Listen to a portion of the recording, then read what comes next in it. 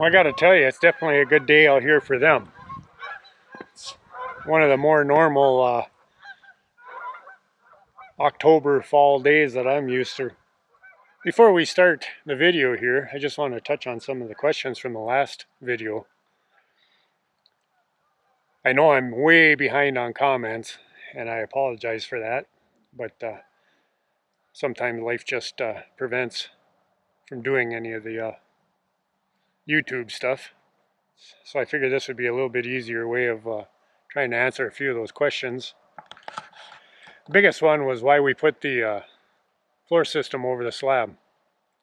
I tried like hell to get the homeowners to put radiant heat in the slab here, but due to the fact that too many people have told them that living on concrete was tough on their bodies, and Frank always likes AC, so they would have had to go with mini splits for the air conditioning, and he did not like that idea. So they decided on the forced air system. So this is kind of a compromise of being able to run our heat ducts and stuff underneath to get them their forced air that they wanted, so they can have AC in the build. And the other way of doing it would be putting all your heat ducts and returns in the ceilings. And I'm not a fan of that. And short answer is that's the way the homeowners wanted it. They are the acting generals on this job, so I'm just helping them out build it. There was a couple ways we could have did this. Had we not did the full slab like this, which is considered a floating slab, which has a perimeter beam of 12 by 16, which is designed to support the bearing points on the walls. Had we not did the full slab like this, we would have ended up digging footings, which have to be 60 inches deep, and they would have been about 6 inches thick by 2 foot wide. And then we would end up putting an 8-inch course of block or ICF or whatever you want to go with to get that above. By the time you add in all the concrete and the amount of difference in price and labor, it was cheaper and more economical to go this route. So the extra cost of the footings and the block work would have overran the cost of the slab. It's going to be a simple ranch, so we don't want to go too tall. And that's part of the reason why we only have the 1 foot crawl space underneath. You know, already pushing 10-foot sidewalls due to the fact that we have a 12-inch knee wall with a 2x10 floor joist on top of it.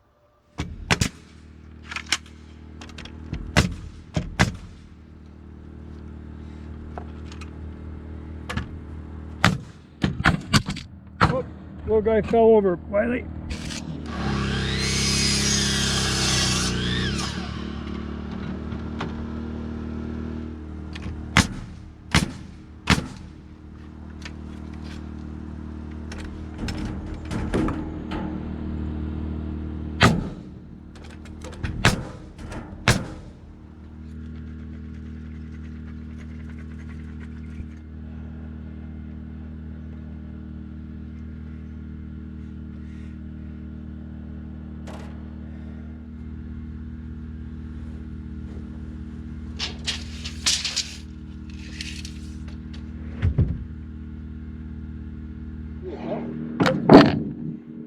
Well, I will.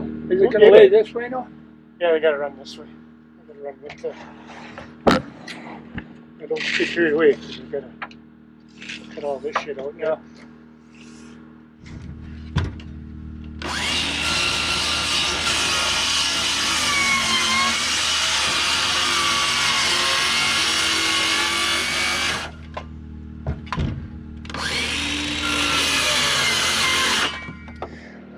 Okay guys, as you see here, the plumbing and heating fairy was here the last couple of days, and we got our ductwork in and all of our plumbing drains and water lines in. So now what we've just been doing is blocking up the last 6 feet of the building, 8 feet of the building on both ends here, just so that our joists don't roll ever. I don't really need bridging on these because they're not that far of a span. But now we're going to glue up this 3/4 inch OSB tongue and groove here and start laying the floor out.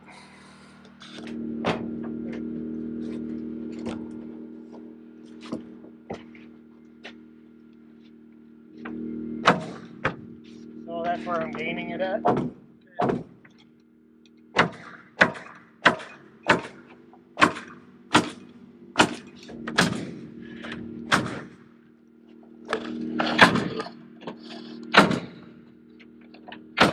Remember in kindergarten when you used to play with that stuff? Yeah.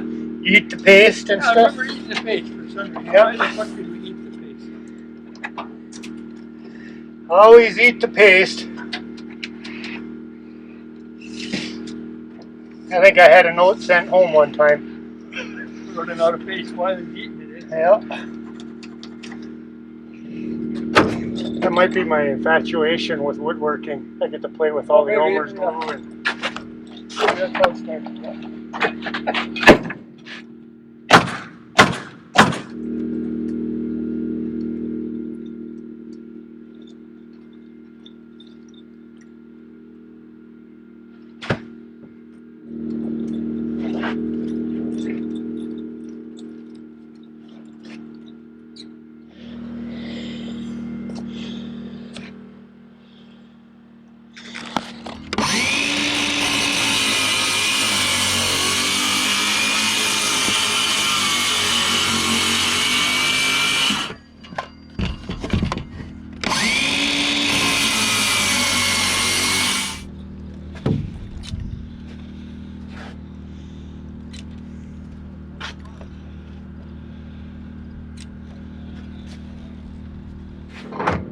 okay, in there now? Look at that. Yeah, well, you put it there just so I get glue on me every time.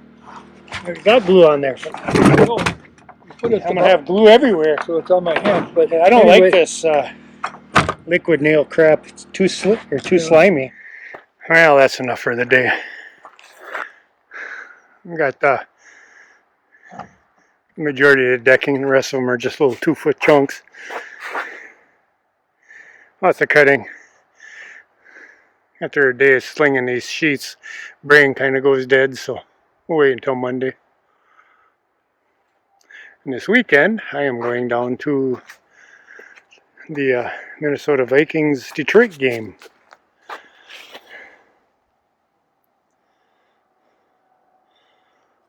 Yeah, looks pretty good. By golly, if they get the studs here, maybe Monday we can actually put up a wall.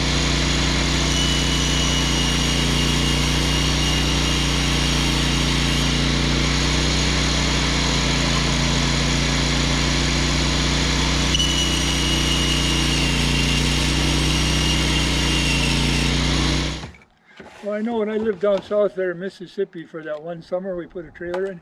And run the water from the in-law's house, you know. And I dug the trench about, 3 inches. Just so it, you wouldn't trip over it. Yeah. You weren't worried about frosting. Oh yeah, that's going to be good.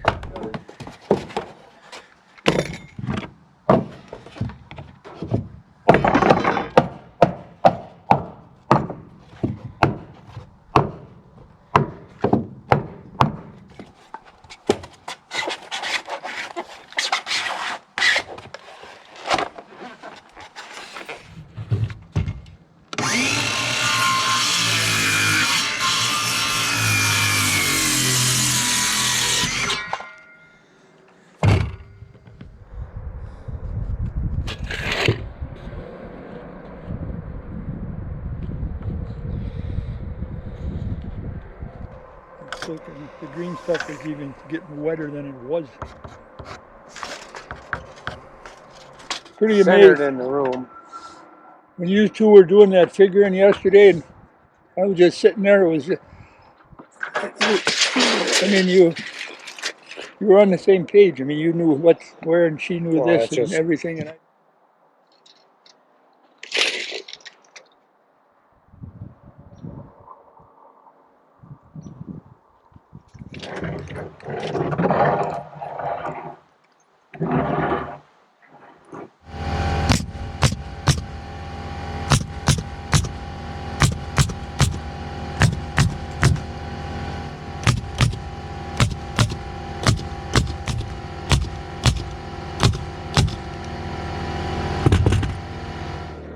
hey, two of them right away.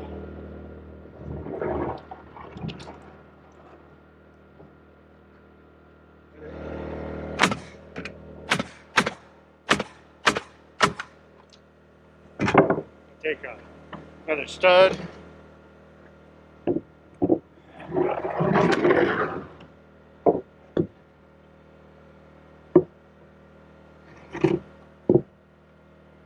Pull that header out back.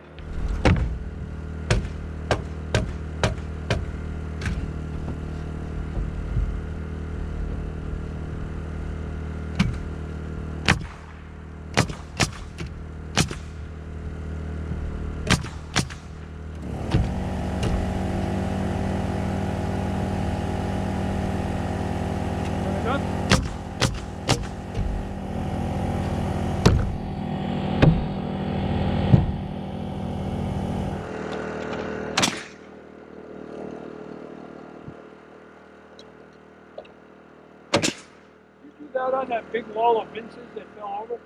Yes, I did. I do it on all of them so we don't shove them off the wall or off the. Yeah. Oh boy, are we ready, Frank? Oh, it shouldn't be too bad. Okay.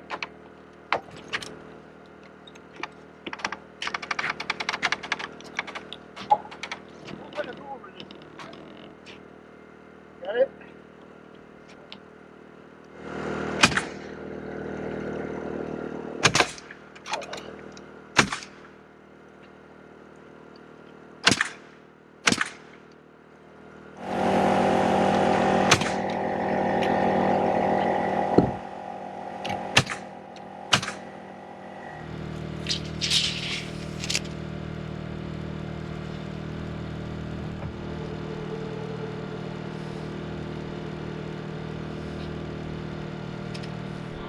Now they're gonna want to know what are all them big nails laying on the deck. This was one of our Bob Ross moments, our happy little accidents. Oh, If you've been watching me a little closer, my measurements would have been right on.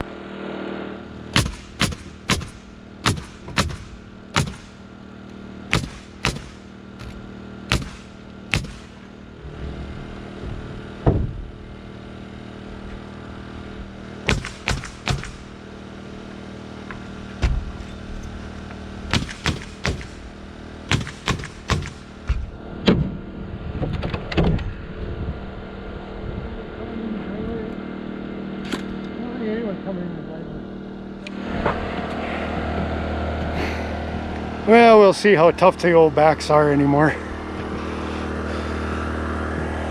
It's a 24-foot 2x6 wall, only 8 foot tall, no sheets on it, but still looks rather heavy.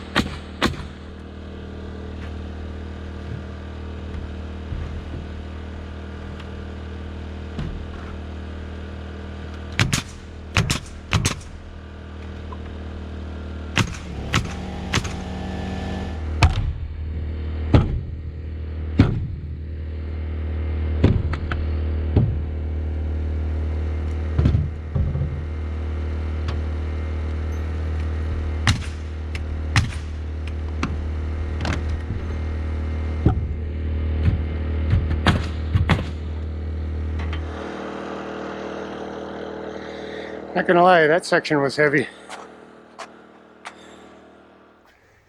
you done with the compressor and everything? Yeah, I think so. I think we done wore Frank out today. Yeah, well, Yeah, yeah.